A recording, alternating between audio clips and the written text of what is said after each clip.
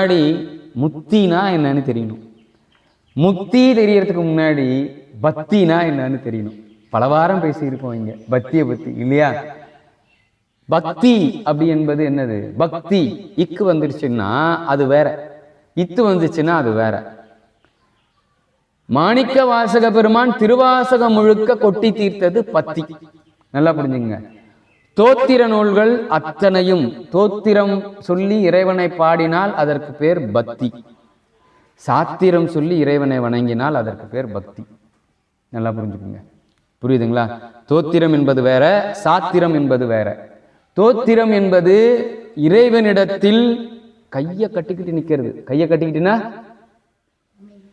எதையும் கேட்காம நிக்கிறது. இறைவா, நான் வந்துட்டேன் சாமி, எனக்கு இவ்வளவு கஷ்டங்கள் இருக்கு, இவ்வளவு துயரங்கள் இருக்கு, இதெல்லாம் எனக்கு அள்ளி அள்ளி கொடுத்துரு சாமி அப்படின்னு கேட்காம நிக்கிறதுக்கு பேர் தோத்திரம். சாத்திர நூல்கள் வேற.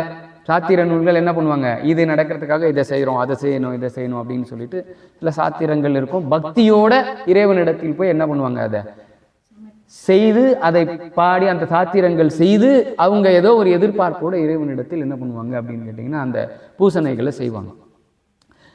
திருவாசகம் நமக்கு கிடைக்கப்பட்ட தோத்திர நூல். அதுலேயும் தோத்திர நூல்லையே என்னை பொறுத்தவரையில் தூய்மையான தோத்திர நூல் அப்படின்னா அது திருவாசகம் தான். ரொம்ப சுத்தமானதுங்க. ரொம்ப அதுல என்ன கிடையாது, எந்த விதத்திலையும் அவர் அந்த பாதத்திலேருந்து அந்த தோத்திரத்திலேருந்து கொஞ்சம் கூட நழுவாம இருக்காரு அப்படின்னு கேட்டால் அது திருவாசகம் தான்.